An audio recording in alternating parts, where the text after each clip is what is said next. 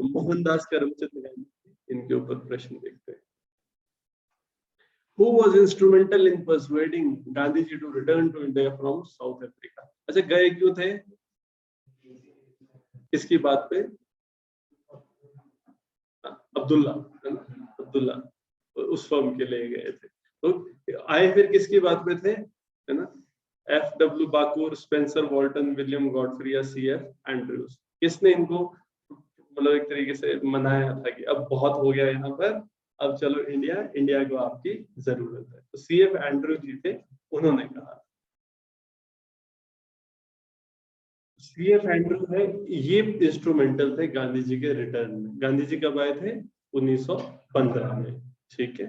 और यहाँ पर ये चार्ल्स फ्रियर एंड्रयू है, ये एक एंग्लिकन प्रीस्ट थे, क्रिश्चियन मिशनरी थे, एजुकेशनिस्ट थे और सोशल रिफॉर्मर थे। इंडिया में ये रिफॉर्म्स लाने की कोशिश कर रहे थे। और हाँ, इन्होंने जब देखा कि कितने इश्यूज हो रहे हैं तो इन्होंने इंडियंस को सपोर्ट किया। रविंद्रनाथ टैगोर जी, महात्मा गांधी जी, इनके ये क्लोज फ्रेंड्स थे और इंडियन लिबरेशन स्ट्रगल में इन्होंने हमको बहुत हेल्प किया। वही ना कि जैसे poverty and un British rule की बात हो। अन ब्रिटिश मतलब क्या कह रहे थे कि जो रूल है इंडिया में वो अन ब्रिटिश, क्योंकि जब ये लोग बाहर जाते थे ना तब ये देखते थे कि ब्रिटिशर्स अच्छे अपनी कंट्री में कितने बढ़िया से रह रहे हैं, कितना अच्छा रूल उन्होंने बनाया हुआ है, लॉ एंड ऑर्डर फॉलो कर रहे हैं, और यहाँ पे वाट लगाई हुई है। तो वो कह रहे थे कि ये अन ब्रिटिश रूल है। और ऐसे नहीं यार, बहुत अच्छे लोग भी थे कुछ लोग, है ना, जितने हेल्प किया। सत्यानंद स्टोक जी अमेरिका से आए थे, कितना हमारे लिए काम किया था। The day Lokmanya Tilak passed away, the same day Gandhi ji movement was launched in Bombay. कहां पर? Civil disobedience, non cooperation, anti liquor या क्विट इंडिया। कौन सा मूवमेंट है जो गांधी जी ने उस टाइम पर शुरू किया था? नॉन कॉपरेशन मूवमेंट है। तिलक फंड स्टार्ट किया था, पैसे इकट्ठे किए थे। तो 5 सितंबर 1920 आईएनसी ने महात्मा गांधी की लीडरशिप में किया था। तो लोकमान्य तिलक जी इसी दिन पास अवे किए थे, है ना। तिलक स्वराज फंड इन्होंने इनिशिएट किया था और ये ओवर सब्सक्राइब हो गया था। 1 करोड़ रुपीस इसमें कलेक्ट किए, इससे ज्यादा कलेक्ट हो गए थे। सोचा था इन्होंने इतना इकट्ठा करेंगे, है ना। तिलक है, ये अपोज करते थे जो मुस्लिम्स के साथ अलायंस है। तो कहीं ना कहीं ऐसा कहा जाता है, जैसे हम ये बात देखते हैं कि इवन जब इकट्ठे हुए थे लखनऊ बैठ, है ना, कि जब मुस्लिम्स और हिंदू इकट्ठे हो गए थे तो उस टाइम पर भी हम ये बात कहते हैं कि जो मॉडरेट्स थे, पुराने मॉडरेट्स, तब तक वो चले गए थे जो अपोजिशन करते थे। उसी तरीके से जैसे तिलक जी है, ये मुस्लिम्स के साथ अलायंस बना कर रहे थे, है ना। और जो नॉन कॉपरेशन है, इसमें हमने अलायंस किया था।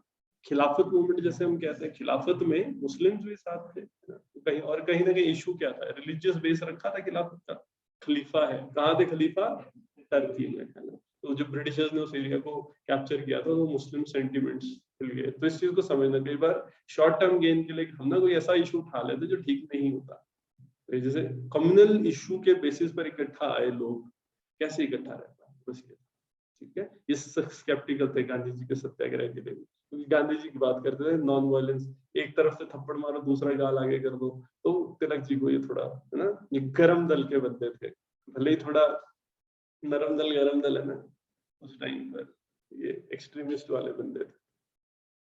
लॉन्च कब किया था? जलियांवाला बाग मैसेकर, है ना। ये एक हिमालयन ब्लंडर गांधी जी ने कहा था। तो ये सब इवेंट्स हुए, उसके बाद नॉन कॉपरेशन स्टार्ट किया था। पीसफुल था, नॉन वायलेंट था। कब वापस बुला लिया गया? जब चौरी चौरा हुआ था 1922 में। चौरी चौरा होने के बाद गांधी जी ने कहा कि इस मूवमेंट में वायलेंस हो रही है, इसलिए उन्होंने नॉन कॉपरेशन को कॉल बैक कर दिया था। इसके बाद गांधी जी ने फिर कौन सा मूवमेंट चलाया था?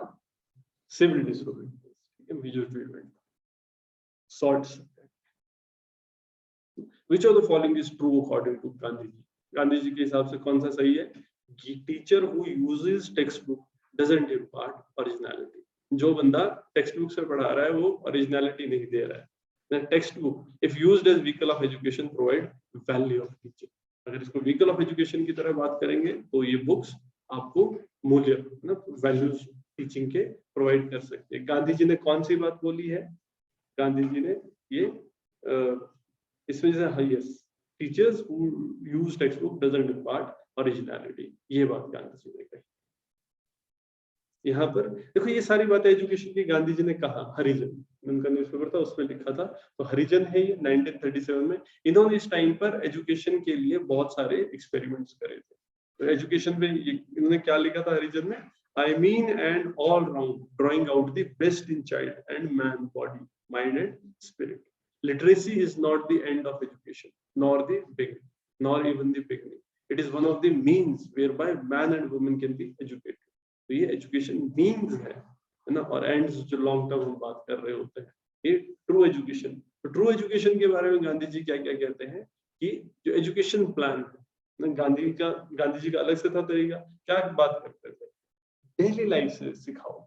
चरखा है, एक बार एग्जांपल है ना, एक बार इन्होंने न्यूज़पेपर में दिया हुआ था, जैसे अपना आर्टिकल लिखा हुआ था कि जैसे चरखा है, आप चरखे से बच्चे को समझाओ। कैसे, बोले प्रैक्टिकल चीज, ये कॉटन कहाँ से आती है, कॉटन कैसे उगती है, कॉटन से आप साथ में सारा जोड़ दो, बारिशों के साइकिल, कॉटन की इकोनॉमी, कॉटन की कॉस्ट। फिर जब कॉटन आ जाएगी फिर चरखे पे आ जाओ, बोले व्हील्स की डायमेंशन, धागा, रोटेशन, रेवोल्यूशन, किस तरीके से रोटेशन हो रही है, ठीक है। मैथ सिखा सकते हैं, ट्राइंगल सिखा सकते हैं, सर्कल सिखा सकते हैं। तो इस तरीके से बात करते हैं अप्लाइड एजुकेशन। और गांधी जी हमेशा ये बात करते थे कि साथ में सिर्फ पढ़ाई थ्योरेटिकल ही नहीं होनी चाहिए, वोकेशनल एजुकेशन भी साथ साथ में देनी चाहिए, ताकि इंसान अपने जीवन यापन के लिए अच्छे से काम कर सके, ठीक है। तो गांधी जी जब बात कर रहे होते हैं तो ये राइट टू ऑटोनॉमी, इसमें गांधी जी क्या कह रहे हैं एजुकेशन प्लान में, टीचर्स को ओपननेस दी जानी चाहिए, अपने हिसाब से context of the school daily curriculum teacher के हाथ में होना चाहिए, और लिबर्टेरियन प्रिंसिपल्स पे होना चाहिए, जो जिसे टॉल्स्टॉय ने कहे थे। आइडियलिस्टिक बात थी, बट यस अच्छी बात है। गांधी जी क्या चाहते थे कि जो इंडियन टीचर है ना, बाहर से जैसे गवर्नमेंट की इंटरफेरेंस है, ब्यूरोक्रेसी की इंटरफेरेंस है, उससे वो लोग दूर रहे। कॉलोनियल टाइम पे जो टीचर है ना, उनके साथ पास एक प्रेस्क्राइब्ड जॉब था, क्योंकि जो भी अथॉरिटीज चाहती थी बच्चों को वो सिखाया जा रहा था, बट ये चाह रहे थे कि ओवरऑल माइंड की डेवलपमेंट हो। टेक्स्ट बुक्स मैंडेटरी थी, है ना, तो ये कह रहे थे कि living word of the teacher, इसको ज्यादा वैल्यू नहीं दी जा रही है, टीचर जो सिखाना चाह रहा है उस पर नहीं, बुक्स पे ज्यादा फोकस हो रहा है। और ये क्या चाहते थे कि माइंड को खोला जाए, मेंटल रेवोल्यूशन। तो इन्होंने कहा था teacher who teaches from text book does not impart originality. On the other hand इनका विजन क्या था, end to teachers subversive, prescribe text book ही नहीं, टीचर अपने हिसाब से बच्चों को कुछ सिखा पाए, सिंप्लिसिटी से उनको पढ़ाना है, बताना है। और इसमें क्या बात हो रही थी कि फ्रीडम दी जाए टीचर्स को करिकुलम के मैटर्स पे। बाकी पावर है टीचर के पास कि टीचर जो चाहे वो करे क्लास के अंदर, ऑटोनॉमी दिया जाए और एक लिबर्टेरियन अप्रोच रखी जाए। तो teacher who teaches in text book does not impart originality, ऐसा गांधी जी कहते थे। Gandhi ji wanted that the students should spend their vacation, काहे में स्पेंड करनी चाहिए, स्पोर्ट्स, स्टडीज, सोशल सर्विस या टूरिंग। किस चीज पे गांधी जी फोकस करते थे, गांधी जी कहते थे सोशल सर्विस करनी चाहिए, है ना। जो स्टूडेंट्स हैं जब भी वो वेकेशन पे जाए उस टाइम पर कि ये सोसाइटी में जाके लोगों को हेल्प करें, इससे क्या होगा, वो सीखेंगे कि सोसाइटी किस तरीके से काम करती है। एंड दे शुड मेक, ये हरिजन चिल्ड्रन, उनके अपने नेचर के बारे में बताए, क्लीनलीनेस के बेनिफिट्स है लोगों को ये सिखाए। नहीं तो सोशल सर्विस के लिए बच्चों को आगे आना चाहिए, इससे उनका अपना भी डेवलपमेंट होगा, उनको बहुत सी चीजें पता लगेगी और सोसाइटी भी अपलिफ्ट करेगी। क्योंकि वो एक बात कहते हैं, छोटे टाइम पे स्टूडेंट्स का माइंड जैसा इम्प्रिंट हो जाता है, वो आगे चल के ना उसी तरीके से बच्चा काम करता है। In 1938 issue of Harijan, Mahatma Gandhi said progressive policy of which institution should be followed by another institution। तो 1938 में इसके अंक में महात्मा गांधी ने कहा था किस संस्था की प्रगतिशील नीति अन्य संस्थाओं को अपनानी चाहिए। कौन सी संस्था थी, ऑन, सांगली, भोर या मिराज, कौन सा है ये, हरिजन के इशू पे कहा था, ये हमारा ऑन, ठीक है। ऑन एक्सपेरिमेंट कहते हैं इसको। ये क्या था कि विलेज सेल्फ गवर्नमेंट यहाँ पर बिगैन किया गया था 1938 में। तो महात्मा गांधी जी है ना, इन्होंने मॉरिस फ्राइडमैन के साथ मिलकर ये नवंबर डिक्लेरेशन बनाया था, जिसमें इसके बारे में था, इन्होंने राजा ये ऑन स्टेट के राजा को दिया था, और वहां पर स्वराज कॉन्स्टिट्यूशन ऑन 1939 में बनाया गया था। तो ऑन एक्सपेरिमेंट कहते हैं इसको, प्री इंडिपेंडेंस से पहले इसको स्टार्ट किया गया था, ऑन एक्सपेरिमेंट।